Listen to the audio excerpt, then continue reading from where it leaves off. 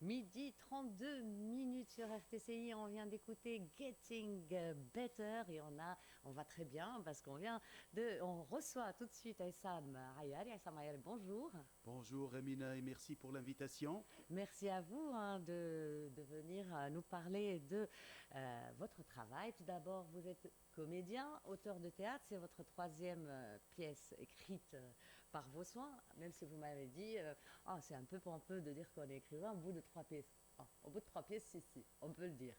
Merci Emina. Oui, justement, c'est la troisième pièce que j'écris pour le théâtre. Et c'est une pièce qui est inspirée d'une autre pièce que j'ai écrite moi-même qui s'appelle Homo Deus. Et c'est un personnage, Donald, qui s'appelle Donald. Voilà, c'est la pièce que En je joue demain. référence à Donald J. Trump, qu'on adore. Absolument, absolument. Et puis c'est le personnage le plus prisé aujourd'hui, le plus polémique. Les gens en parlent. Vous êtes sur Internet, sur YouTube, il n'y a que, passez-moi le mot, ça gueule sur tous les réseaux sociaux. Alors il y a des gens qui aiment, des gens qui critiquent, évidemment. Et c'est ça qui m'a C'est un inspiré. peu le symptôme, le nez au milieu de la figure de du monde d'aujourd'hui, quoi. Absolument, absolument. Et c'est ça qui m'a fasciné, moi, et c'est ça qui m'a poussé à... moi, j'ai joué Donald avant dans la pièce Homo Deus, mais c'était juste un extrait.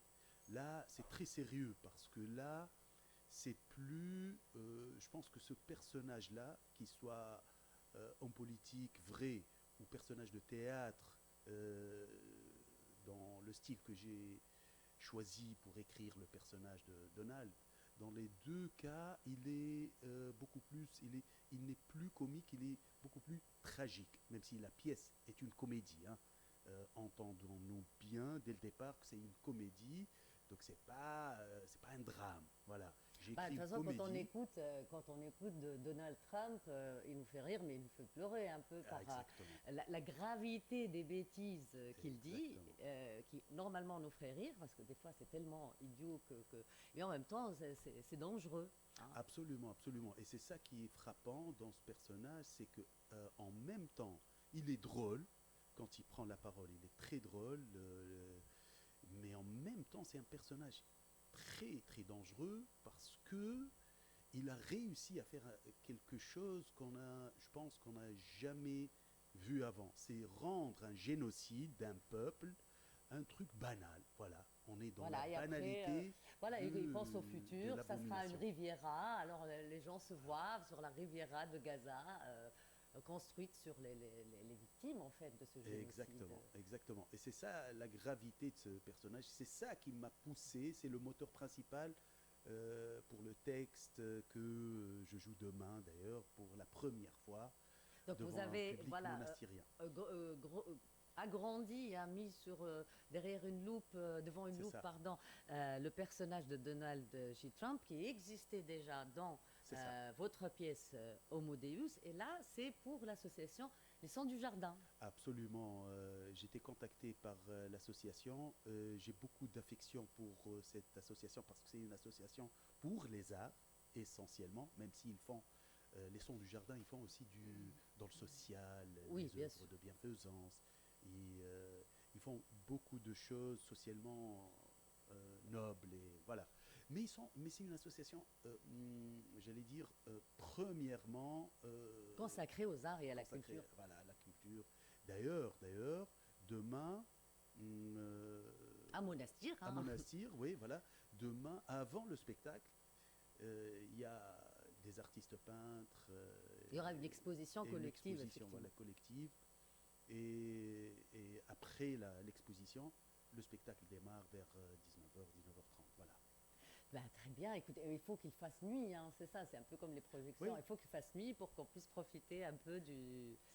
c'est exactement le plan. Quand j'ai discuté avec les gérants, parce que c'est une maison d'hôte aussi, les Sons du Jardin, l'association s'appelle les Sons de la Culture. Oui, les Voilà, sons de la culture, mais voilà. le lieu, Le c'est les lieu sons du s'appelle jardin. les Voilà. Sons du Jardin. Voilà. Donc j'ai parlé avec Habiba Jameli, qui est la gérante des lieux, et c'était ça le choix parce que comme, comment dire ça, c'est-à-dire comme il fait nuit comme vous le dites si bien, voilà, c'est le choix, la lumière et tout, et on va beaucoup rire, voilà, on voulait que ça soit, même si c'est triste ce qui se passe autour de nous, mais demain on veut rire et rire à Faire gorge un peu de déployée, catharsis, voilà, quoi, catharsis de ce voilà, voilà, poids. voilà, voilà. Et justement, on en parlait tout à l'heure avec les invités juste avant, l'art et la résistance. Hein, Nawet, on a fait le titre de sa 5e édition, mais on est en plein dedans, en fait. Comment résister, comment continuer à rire, justement, parce Ouais. qu'on en a besoin, alors que nous vivons des périodes terribles. Oui, les gens appellent ça comédie noire, les gens appellent ça... mais franchement, je m'en fous un peu des appellations.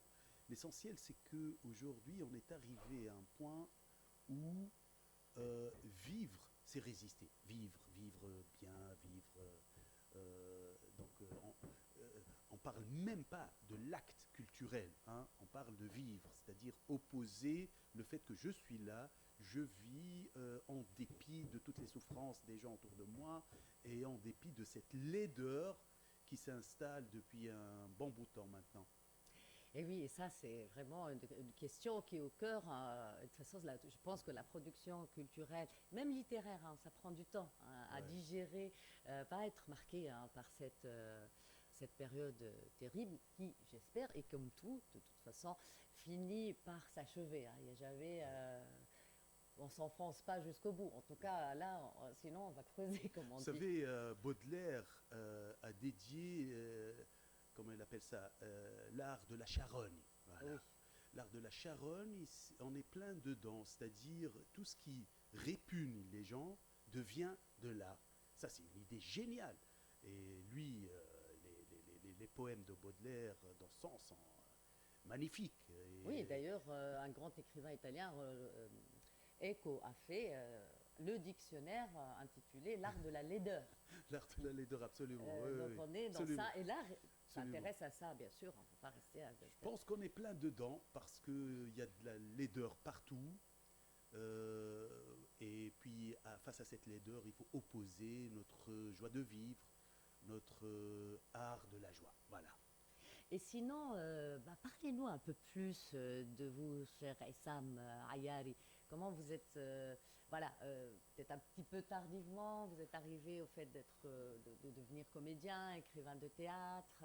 Quelle est votre formation? D'où vous venez-vous? Voilà, excusez-moi. En fait, mon histoire a commencé bien avant la comédie et le statut de comédien que maintenant j'adopte avec beaucoup d'affection. Voilà. Avant ça, moi je suis issu de la faculté des langues et de 9 avril, Mhm. faculté des sciences humaines, et donc j'ai une maîtrise de langue euh, anglaise. Donc cette formation m'a permis de découvrir de grands auteurs, notamment Shakespeare évidemment. Donc j'ai le théâtre avant même de découvrir les ateliers de théâtre de El Théâtre Studio avec si Tawfiq Rejbel. C'était en 2004, donc ça fait quand même une bonne vingtaine d'années, Oui, plus oui. que je fais ça avec Tawfiq. Je n'étais pas connu parce que je suis resté dans un type de théâtre qui n'est pas pour le grand public, voilà, pendant longtemps, jusqu'au jour où j'ai décidé d'écrire moi-même mes pièces. Donc j'ai écrit Sapiens en 2016 Oui. et je pense que ça m'a donné des ailes parce que c'est le moment où j'ai commencé à faire mon propre public. J'ai pas un grand public, hein, vous le savez, je le dis souvent, moi j'ai calculé. Bah, de toute façon, le public est toujours le même pour chaque type. Exactement, Parce que si on va au théâtre, au 4e art, on se reconnaît, c'est toujours un peu les mêmes c'est ça. qui tournent hein, dans certains genres et d'autres qui vont à d'autres genres. Voilà, c'est normal, c'est ça. Exactement, exactement. Et c'est ça qui est intéressant aussi dans le théâtre parce qu'il n'y a pas cette obligation d'être dans le cadre familial, etc., comme la télévision où on rentre chez le spectateur. Là, c'est le spectateur qui vient à vous. Et c'est vrai qu'on attire un peu toujours les mêmes personnes ou le même genre de personnes. Mais je pense l'élément donc déclencheur pour, pour devenir un comédien pour le public large et tout, c'était le fait que je commence à faire de la comédie. Parce que j'ai fait avec deux metteurs en scène français, Sylvain Gobi et Romain Martin, qui ont écrit une pièce d'un auteur belge, Rémi Devos, à ne pas confondre avec Roman Devos, qui s'appelle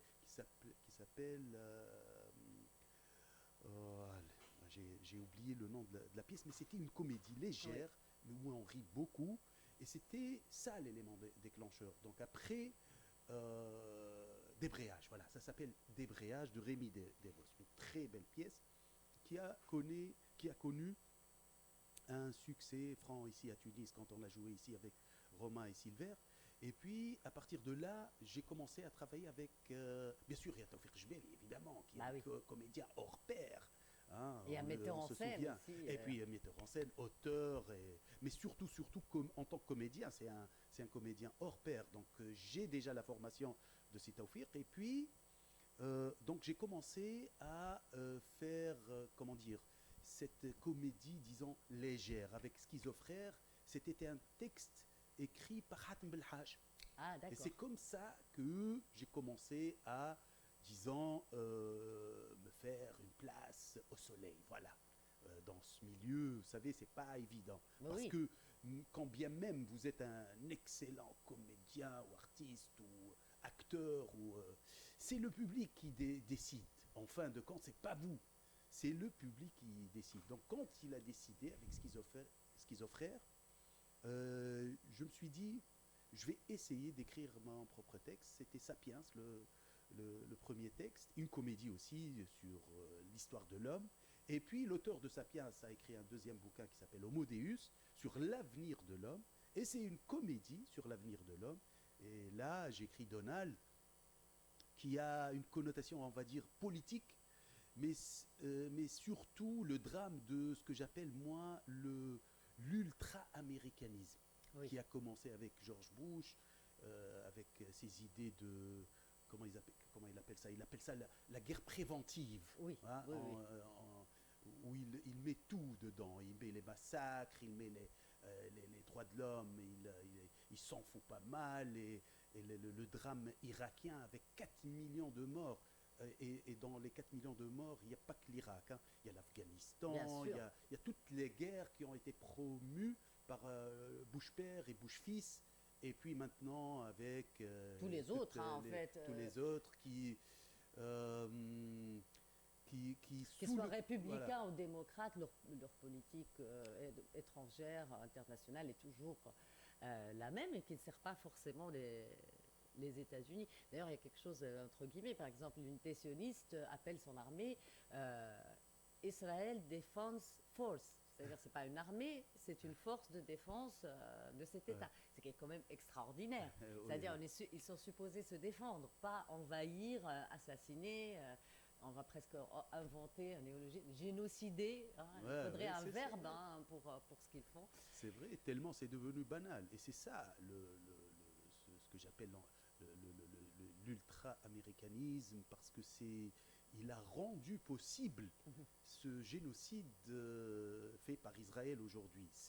Parce qu'Israël, sans les États-Unis, c'est rien du tout. Hein.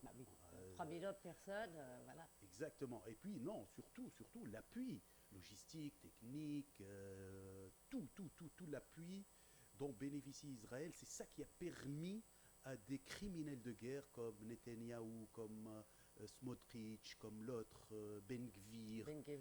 Vous savez, les gens... qui ont été condamnés avant de devenir ministres. Criminels de guerre. Voilà, ils ont été condamnés par les cours... La Cour pénale internationale, absolument. Et israélienne aussi. Absolument, même le public israélien qui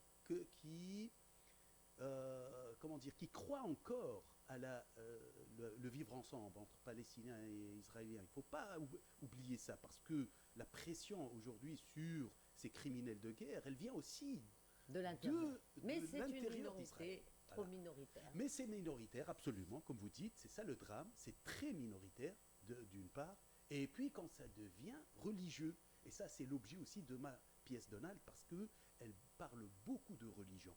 Parce que vous savez, vous prenez, encore une fois, des personnages comme Smotrich ou comme Ben Gvir, c'est des Ben Laden costume cravate. Voilà, ouais, ouais. Mais admis, c'est-à-dire quand vous dites Ben Laden, quand vous appelez votre fils Oussama, déjà à l'entrée aux États-Unis, il commence à fouiller dans votre passeport, dans vos affaires, Exactement. par le simple fait D'avoir le prénom, alors qu'il y a des gens d'Oussama, qui l'ont voilà. eu avant. Alors Oussama est qu'aujourd'hui, voilà. le Ben Laden d'Israël, il passe sans problème. Il a, c'est-à-dire micro, il parle